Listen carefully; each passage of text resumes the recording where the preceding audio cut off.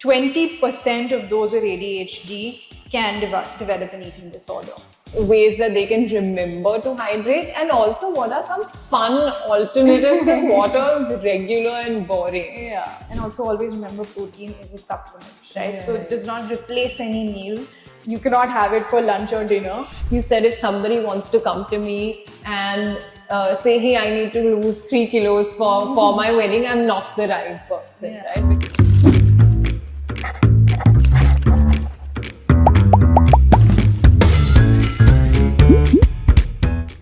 Again, there's a lot of conversation going on protein. What is your take on how protein can help regulate our emotions better or improve focus? You're just going to be like, she's saying the same thing for everything, but it's actually true. Protein is important for every single human being. Sure. Not just someone with ADHD, right? Yes, there has been some research with protein and ADHD, but that way there has been some research with protein and kidney disease and liver disease, right? Like, there's always research when if you go to look at it. But making sure that someone, especially on, again, neurospicy, I like to call them that as well, like somewhere on the spectrum or ADHD, is having adequacy of not just protein, but protein, carbs, fats, all the other vitamins, minerals, etc., helps them optimize their body functions. Something like protein will help with your muscle building, will help with immunity, will help with, of course, brain functions as well, because it's an integral part of your, brain, neurotransmitters. And that goes on for any human being. Sure. So, yeah, I mean, make sure you're having your protein regardless. Right. And having protein shakes is also okay if you can't get that whole... you can't get your protein just from your meals, right? Because that's also another big conversation. Yeah, I think that warrants a little more investigation from like what is this person's overall diet? How are they, there's no blanket answer for this. Right. And then as a nutrition professional, I look into, okay, can we supplement? And also always remember protein is a supplement, right? So it does not replace any meal. You cannot have it for lunch or dinner, right? But it just an adjunct supplement to complement your overall diet to make sure that you're reaching that protein intake in the day. There are also a lot of now good quality protein supplements that we can kind of make use of as well. Even from a practical aspect, when we come to ADHD, right? I think that good, well-formulated products available in the market are a boon. Right? Someone who finds it very overwhelming to make like a paneer sandwich for snack time or an egg and toast and this and that for snack time, maybe may benefit well with a nice, well-balanced, protein bar. Sure. Or a protein shake. Again, it warrants investigation first, assessment by a nutrition professional first. And then we can look into how we can add in foods that make it easier for you. Right. As you're talking, I'm really feeling that it's amazing that India's really come so far, right? That we have experts for everything. Like, as I'm talking to you, I'm thinking of multiple people who I kind of need to send to you because they could benefit from it. Really, because we just... they think that something works for them, but having your input on it will really help them create a balanced structure, which is so important. Yeah. So, there's so many water apps now reminding you to drink water. There are all these Stanley cups, and that's the new fad also.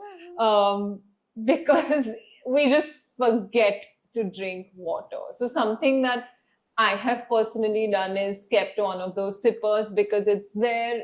I'm constant. It's more fun to drink water from that. So it just, it happens more naturally. Yeah. What are some ways that you suggest to your clients, ways that they can remember to hydrate? And also, what are some fun alternatives? Because water is regular and boring. Yeah. I usually flip the question around to the client itself and I say, okay, what do you think will make water fun? Because water is needed. Right. no matter what your other alternatives are, nimbu pani, nariyal pani, Right. whatever, but you still need to be having a particular amount of water Got it. in the day, regardless. And that, unfortunately, is the boring answer. Yeah. Right? Okay. So you do you, whatever works for you, right? If your Stanley Cup, having that big Stanley Cup and remembering to finish it works for you, great. If another technique I speak to my clients about is just keeping a full 1 liter bottle and then mentally remembering by lunchtime maybe this full bottle needs to be done, Right. or by like 3-4 o'clock, Sure. and then again refilling it and making sure that the next Right. time the whole bottle is done. So that way, guaranteed 2 liters of water definitely going in. Sure. Maybe if you want to add in a little fun stuff, then maybe some chia seeds, some cucumber slices, different things, mint Right. leaves, sometimes those tastes are more stimulating for those with ADHD. Not a bad idea at all, right? But as long as you're getting enough water and you're having those 2.5 liters of Sure. water in the day, I'm good. Right. Right. So what everyone watching needs to think about is what can make water fun or less boring for them, Yeah. and then they will have their answer. So Ishita, supplements are like this new big thing, omega-3, iron, vitamin D, and like you said, there's research on everything possible, right? But do these really help in improving focus, emotional regulation for adults who have ADHD? So, yeah, I think one of the areas of interest with ADHD has been what kind of diet helps with ADHD. And that there has been some study showing the Mediterranean type diet, which essentially means more fruits, more vegetables, making sure you're doing your omega-3s, so your nuts, walnuts, olive oil, and in the Indian context, there's mustard oil, sesame oil, safflower oil, sunflower oil, those kind of things help with making sure that there's improved focus with ADHD. But essentially, Ankita, this is a kind of diet that I would recommend anyway. I would recommend to anyone regardless of ADHD or not. Sure. So of course, it helps, it improves. With specific micronutrients, something like omega-3 helps with brain health.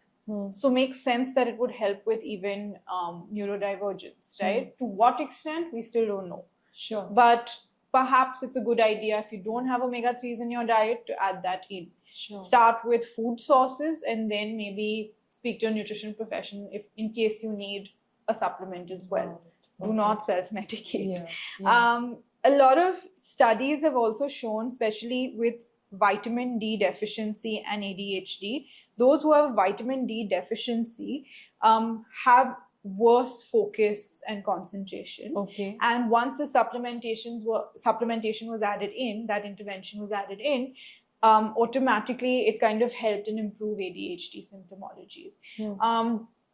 So it really comes to correcting deficiencies and checking for them in the first place, Sure. which is protocol regardless, right?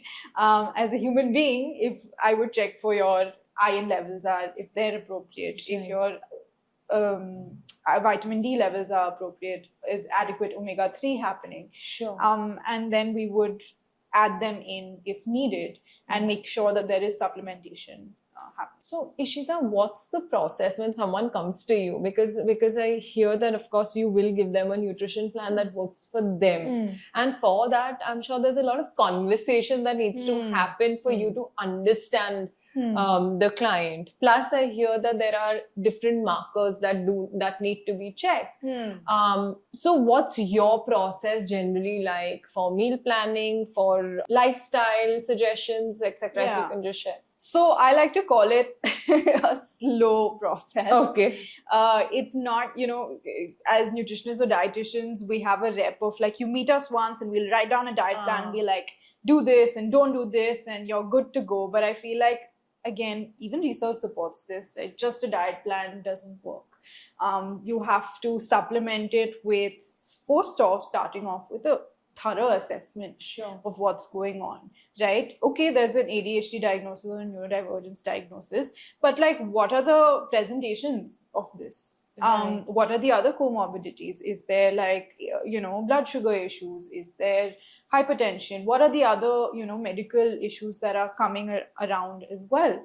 once we have this thorough assessment, what is this person eating, how they're eating, their likes, their dislikes, actually listening to them when they say, I do not like, say, crumbly food, that, and then that would take an entire session, I would say. And then slowly creating an eating structure with them, not at them. Having a more collaborative approach that requires psychoeducation, right? Telling them why are we saying, okay, eat every couple of hours? Giving them that scientific input so that even when they're not hungry, they remember, they're like, okay, I think I just need to eat something because of this XYZ scientific reason. Right? So I think giving them that time, giving them that space, giving them that information is very empowering for all clients.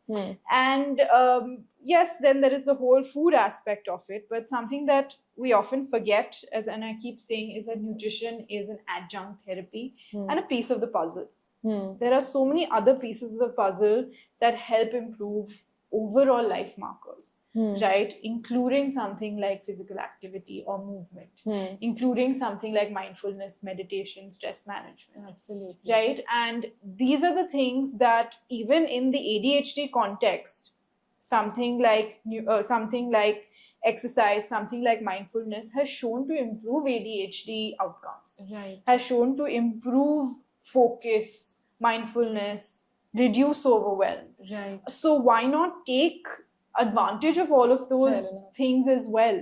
Add those different pieces of the puzzle to improve our overall, life and experience of life. You're so right, because it's so these things are, you can't do one thing and say, oh, I'm done. And I really like what you said, right? I'm not somebody who will give them put a diet plan together and give it to them, but you have to really work with them to create it. But it's not just that, it's a holistic approach.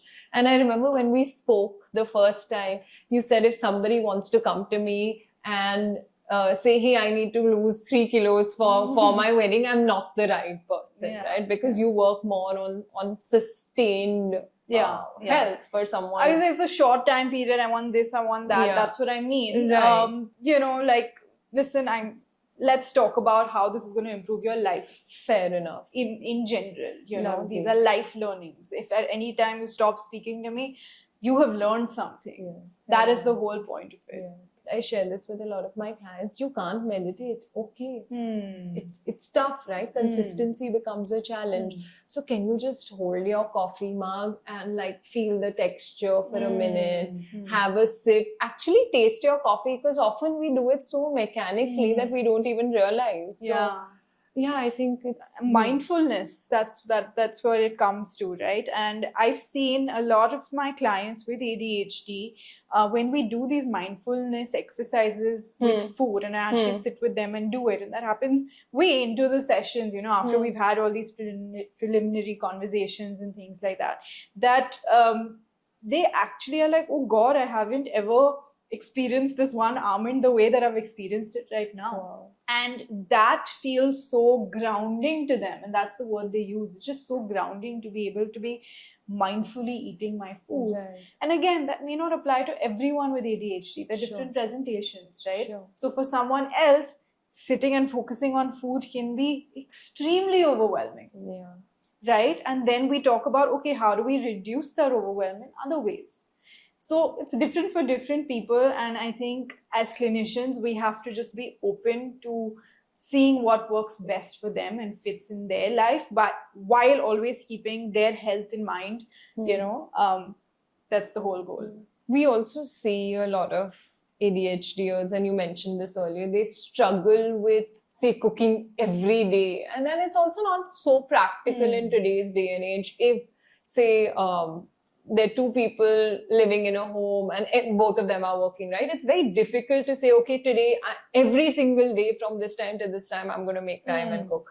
So what are your thoughts or suggestions on meal planning, cooking, grocery management?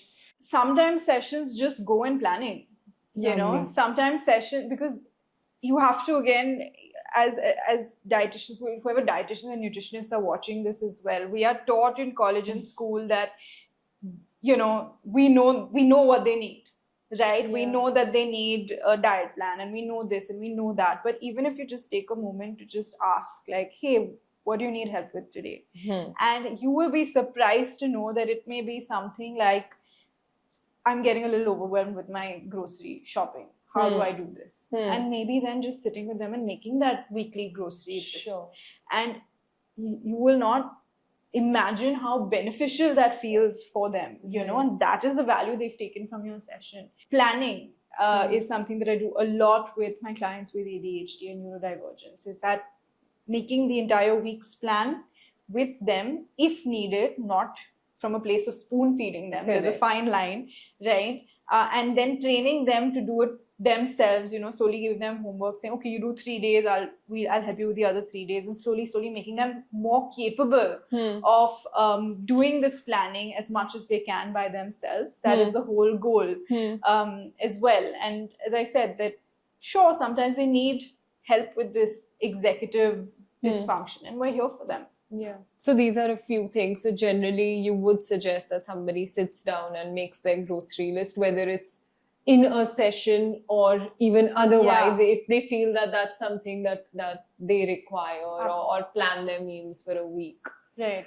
A comorbidity of ADHD, there are a lot of eating disorders that come. So I see a lot of clients, and they'll always say that on days when I've not been productive because I've procrastinated, or on certain low days, or days when I'm feeling rejected, because again, rejection sensitivity is another part of ADHD, I just tend to binge eat, or I just tend to snack even though I'm not hungry, I'm full. So what can you share with us that that helps us understand more about the eating disorders? Yeah, so I may not have mentioned this earlier in the podcast, but I also see a lot of clients with eating disorders. It's one of my specialities that I kind of focus on. And what research says about the occurrence of eating disorders in especially with ADHD and neurodivergence is that 20% of those with ADHD can develop an eating disorder. Wow. That's a 1 in 5. Okay. Right? And it is a serious issue. We need to address it. And as clinicians, we need to know how to spot the signs of an eating problem or an eating disorder when it presents to us as well. So the reason that there's such an overlap with eating disorders and neurodivergence is because of, again, the way the brain chemistry works. So, for example, with ADHD, perhaps if there's a lack of dopamine, right, that impulsivity to eat, to kind of boost that dopamine comes in, right? There is the boredom eating that comes in, and again, it comes from a way of stimulating that dopamine. There is that compulsive eating that comes in, as you spoke about, from a way of maybe there's a dysregulation of handling emotions, right? And that may lead to a very high risk of binge eating or a binge eating disorder. Alternatively, there are also restrictive eating disorder types that could be that could coincide with neurodivergence. Specifically, if there are texture issues or there are sensory issues that may limit this person to eat a lot of foods, can also lead to a restrictive eating disorder. It's very important for whoever healthcare professionals, whether you're a GP, you're a coach, you're a doctor, therapist, nutritionist, spiritual guide, whoever, just if you're helping someone and you know that there is neurodivergence or not, you need to be able to identify these red flags of eating disorders. Thanks for sharing that, Ishita. Again, we don't speak enough about it. So if somebody is feeling like that, feeling this way, I hope you're watching this and you can reach out to Ishita. So before we close, we'll just do a quick rapid fire. I'll ask you just 6 questions, and you can just share the first thing that comes to your mind in one word, one short sentence. Okay. So if there was a thali specially for ADHDers, what food would you put on it? I would put the food that I would put for any other human being, which is a good amount of protein, a good amount of carbs, and a whole lot of vegetables. If there is overwhelm in having this kind of a thali, I'd make it a one-pot meal and give it to them. Lovely. Thank you. An alternate to caffeine that can give a dopamine hit. Playing with your pet. I love that. So you don't really need to always eat something or drink something. It can be something as quick as that. Lovely. A quick meal or a desi snack that you recommend for low energy or brain fog days? Desi, I would say if it's a meal like the Gujarati besan dhokla, we have pitla bhakri, a Maharashtrian pitla bhakri is a good idea as well. It's a nice balance, so why not? Lovely. One supplement you think is overhyped for adults with ADHD? Any supplement that does not warrant deficiency. A small diet habit that can drastically improve focus if done consistently. Eat at regular intervals. Love it. Eating McDonald's thrice a week for an ADHDer can mean that maybe we can gently explore what's going on. Is it is it texture sensitivity? Is it hyperfocus? What is going on? Hyperfixation. Thank you for that, because it's not just always a bad thing, right? It's important to explore. So thanks, Ishita. But before we close, what would be one small change that you can suggest to people listening that they can use to build a gentler and kinder relationship with food? I think it starts with introspection. I keep saying this: you have one life, you have one body, you have one relationship with food. It is your relationship with food, no one else around, right? It helps to just check in with yourself, ask yourself, what is my relationship with food? What would I like my relationship with food to be? And if you get an answer, you know that there are health professionals to help you reach that healthy relationship with food. I love that. Thank you. Thank you so much for being here and for sharing everything that you did. I've taken away a lot, but I'm just going to share a few things that I'm really holding close to myself right now. The first thing is definitely that if somebody comes to you, they need to, at some point, they would have learned something on how to handle their their nutrition for a lifetime. It's not just that one time. I think the other thing that you said was at the start that it's important for family members, friends to ask people with texture sensitivities or any food challenges. Ask them, but don't just ask. Be open to receiving the answer that they need to really share. And I think the third thing, which was so beautiful, is that you work with people and you create a structure with them, not at them. So I think these are so important, and really thank you so much for being here today and sharing your insights. My absolute pleasure. I think we need to be having many more conversations around neurodivergence, ADHD, to just remove this stigma. It is not, it is not a disease, right? It is just a state of the mind, and just understanding more about just being on the spectrum is so important to sensitize ourselves to these things. Yeah, and experts like you are helping me do that. So thank you so much. Please follow Ishita on the Nutrition Project and Well Fed Children. I've been really watching your reels. I love them. So I'm sure anybody who's going to see them will benefit. Yeah, if you've ever felt misunderstood or unsure about ADHD in your own life, I hope this conversation has given you some clarity and comfort. If you've enjoyed this episode, please share it with somebody you feel can really benefit from this conversation. And this is me, Coach Ankita, signing off and reminding you that ADHD is not a flaw. It's a different rhythm, and we're all here to dance to it together. So thank you so much, and I will catch you in the next episode of Attention Deficit Hyper Desi.